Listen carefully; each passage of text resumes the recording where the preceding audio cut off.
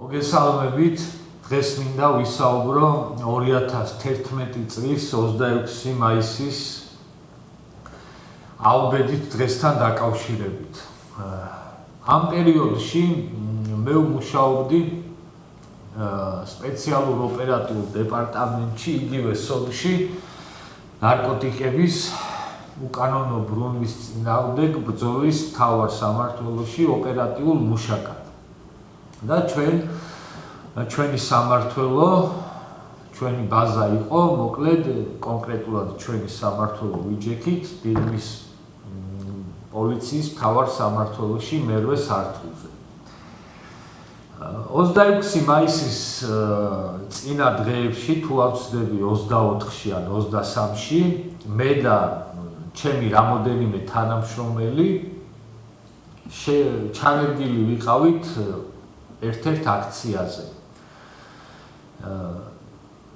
ეს აქცია შეიკრიბა თავისუფლების მოედანზე და მსვლელობით წამოვიდნენ ტელევიზიის მიმართულებით და საბოლოოდ ტელევიზიასთან უნდა გაემართათ მიტინგი. ჩვენ ამ აქციას გამოვყევით და ჩვენი დავალება იყო ის, რომ უნდა დავკვირვებოდით, მოგვესმინა, გვეყურებინა თუ რა განწყობები იყო აქციის მონაწილეებს შორის და ასევე თუ რა შეიარაღება ჰქონდათ აქციის მონაწილეებს, ვინაიდან წინა დღეებში აქციის მონაწილეების გარკვეულმა ჯგუფმა მოახდინა თავდასხმები ხელკეტებით პოლიციის მანქანებზე და მოკლედ ცოტა აგრესიულობით გამოირჩეოდნენ. აქედან გამომდინარე, მოკლედ უნდა დავკვირვებოდით, რომ ხომ არ იყვნენ ხელკეტებით შეიარაღებულები, რა განწყობები იყო მოკლედ ამ აქციაზე და მაქსიმალურად რა ინფორმაციის მოპოვებასაც შევძლებდით, უნდა მოგვეპოვებინა და შემდეგ მოგვეხსენებინა ხელმძღვანელობისთვის. ეს აქცია რომ დაიძრა თავისუფლების მოედნიდან, დაახლოებით გვირთა მოედანთან ვიყავით უკვე მოსული, რომ ამოგვიცნეს, მოკლედ გაგვშიფრეს. და ისე მოხდა, რომ გამოქცევა მოგვიწია ამ აქციიდან, გამორიდება, რომ სიტუაცია არ გამწვავებულიყო და პირდაპირ მნიშვნელობით გამოვიქეცით, გამოვერიდეთ ამ აქციას და ტელევიზიებმაც მოახერხეს ჩვენი გადაღება და სახეებიც ჩანდა და მოკლედ ძალიან ადვილად მოხდა ჩვენი ამოცნობა და მარტივი შესაძლებელი იყო ჩვენი დადგენა, თუ ვინ ვიყავით და ტელევიზია კავკასიამ გააშუქა ეს კადრები. თუ არ ვცდები, კავკასია იყო, თუ სწორად მახსოვს. და აქედან გამომდინარე, ჩვენმა ხელმძღვანელობამ მიზანშეწონილად არ ჩათვალა ჩვენი გაყვანა აი ამ 26 მაისის დარბევის საღამოზე და მე და ის ჩემი თანამშრომლები, ვინც წინა დღეების აქციაზე გავიშიფრეთ, დაგვტოვეს სამმართველოში და მოგვწეს შემდეგი დავალება, რომ უნდა შეგვეძინა შუშის ბოთლები, ანუ რაც კი რამე შუშის ბორჯომი, ლიმონათი თუ ლუდი იყო წერეთლის და დიღმის მასივის ტერიტორიაზე დავიარეთ და შევიძინეთ, მოკლედ და მოვიტანეთ სამმართველოში. შემდეგ ცოტა მოგვიანებით მოვიდა სუსის წარმომადგენელი და აი როგორც ლექტორი და სტუდენტები ზიან, აი ასე დავჯექით და გვასწავლა მოლოტოვის კოქტეილების დამზადება და რამოდენიმე საათის განმავლობაში ღამის პერიოდში ვამზადებით ამ კოქტეილებს. და შემდეგ ჩავიტანეთ ქვევით და სავარაუდოდ სუსის წარმომადგენლება წაიღეს ეს კოქტეილები და შემდეგ მეორე დღეს ჩვენი დამზადებული კოქტეილები ვნახეთ, თუ როგორ ამოიღეს სხვადასხვა პარტიის ოფისებიდან. უკვე გამთენიისას გათენებული იყო, რომ ირეკავს ჩემი მეგობარი და მეუბნება ესეთ რამეს, რომ ბიძამისი, მამამისი და კიდევ ერთი მათი ახლობელი ამ აქციაზე იყვნენ და ვერ პოულობთო რა გაგხსნენო, ვერც უკავშირდებითო და არ ვიცით მოკლედ რა დაემართა ამ ადამიანებსო და მთხოვა, რომ თუ სამსახურში ვიყავი, იქნებ მომეძებნა ხომ არ ყავდათ მოყვანილი დიღმის სამმართველოში. რა თქმა უნდა, ამაზე თანხმობა განუცხადე და გავეშურე ამათ მოსაძებნად. მერვე სართულის ფანჯრიდან და ემლიდან ძალიან კარგად ჩანდა, რომ ავტობუსები მოდიოდა და მოყავდათ ხალხი ძალიან დიდი რაოდენობით, მაგრამ იმდენად კარგად არ ჩანდა იქიდან, თუ ამ ადამიანებს რა ჭირდათ დაზიანებების თვალსაზრისით. მოკლედ გამოვიძახე ლიფტით და ჩავდივარ პირველ სართულზე და რაც უფრო დაბლა ჩადის ლიფტი, მით უფრო მძაფრი სუნი მცემდა, ძალიან ცუდი სუნი და თავიდან ვერ მივხვდი თუ რისი სუნი იყო. და მოკლედ პირველ სართულზე იღება ლიფტის კარი და იღება ჯოჯოხეთის კარი. არაფერი, აი პირდაპირ მნიშვნელობით. იქ დამხვდა ჯოჯოხეთი. მე მანამდე სხვა დანაყოფში მუშაობდი და ჩემი მოკლედ სამსახურიდან და პროფესიიდან გამომდინარე მიწევდა მორგში ხშირად მისვლა და გაკვეთებსაც დავსწრებულად, მაგრამ აი ესეთი საშინელი სურათი ჩემ მეხსიერებას არ ახსოვს, რაც იმ დღეს მე დიღმის მთავარი სამმართველოს პირველი სართულის ფოიეში დავხვდა.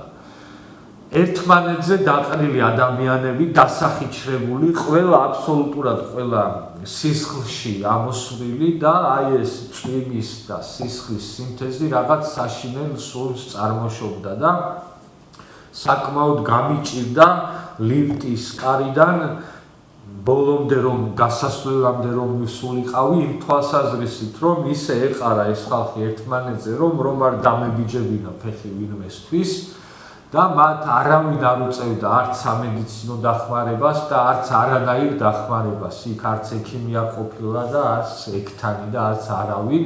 პირიქით იდგნენ ნიღბიანი და ხელკეტიანი ადამიანები, რომლებიც კიდევ უფრო მეტ შეურაცხყოფას აყენებდნენ და კიდევ უფრო მეტ დაზიანებებს. მოკლედ გავიარე ეს ფოიე, აი ეს საშინელი სურათი, რაც იქ დამხვდა და ამ ჩემი მეგობრის ბიძა და მამა იქ არ იყო, ვერ ვიპოვე, მაგრამ ის მესამე პიროვნება ნახე და უბრალოდ ისე დასამშვიდებლად უთხარი, რომ ნუ არაფრის არ შეგეშინდეს, ყველაფერი კარგად იქნება თქო, მეტი მე იქ არაფერი არ შემეძლო, ვერც წამოვიყვანდი ამ ადამიანს და ვერც გავუშვები და ვერაფერს ვერ ვიზავდი. შავბრუნდი ამ ჩემ მეგობარს უთხარი მოკლედ რომ ეს პიროვნება ვნახე და ბიძამის და მამისი იქ არ იყვნენ და ვერ ვნახე და ამასობაში ჩემი თანამშრომლებიც მოვიდნენ და ყველა ძალიან ცუდ ხასიათზე, ყველა შემოვიდა გინებით, ფურთხებით და რა ხდება ვეკითხებით, ადგილზე რა ხდებოდა და ყვებიან შემდეგს რომ ჩემი თანამშრომლები მთავარი სამმართველოს უფროსის მოადგილის ხელმძღვანელობით დააყენეს ერთ-ერთ ქუჩაზე, გადააკეტინეს ერთ-ერთი გასასვლელი ქუჩა და რომ დაიწყო დარბევაო და მოაწყდა ხალხი ამ ქუჩასო, რა თქმა უნდა ბიჭებმა გაუხსნეს ამ ადამიანებს გასასვლელი და მიცეს გაქცევის საშუალება. მიუხედავად იმისა, რომ ჩვენი დანაყოფი საერთოდ არ ვიყავით ანგელოზები და ყველას ჩვენი ცოდვა გვაქვს კისერზე, იქ იმდენად საშინელი ლება ტრიალებდა, რომ ამ ბიჭებს სხვანაირად მოქცევა არ შეეძლოთ და სწორადაც მოიქცნენ, რომ ამ ადამიანებს მიცეს გაქცევის საშუალება. მაგრამ ყვებიან შემდეგს.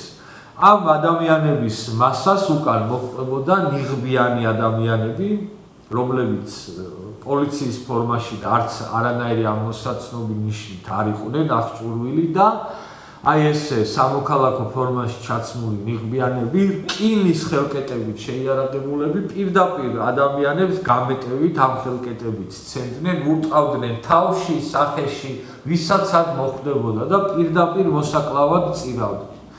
ამ სურათმა უკმაყოფილება გამოიწვია, რა თქმა უნდა, ჩემს თანამშრომლებში და გადაეფარნენ ადამიანებს და ამ ნიღბიანებს გაუწიეს წინააღმდეგობა და რასაც მოყვა შელაპარაკება, რომ თქვენ ვინ გეკითხებათ, მოკლედ ჩვენ ის ვართ, ეს ვართ და რომ დაიწყეს მოკვლევა თუ რომელი სამმართველოს წარმოადგენენ და რომელ დანაყოფს და ვისი ხელმძღვანელობის ქვეშ იყვნენ აქ აღმოჩნდა შემდეგი, რომ ეს ადამიანები საერთოდ არ იყვნენ არც ერთი დანაყოფის წარმომადგენლები და იყვნენ გორის რაიონიდან ჩამოყვანილი ზონდერები, რომლებსაც უხდიდნენ გასამსჯელოს და აი ამ გასამსჯელოს ხარჯზე აწერდნენ ხელს ყველაფერს ეს ადამიანები და პირდაპირ მოსაკლავად იმეტებდნენ ხალხს.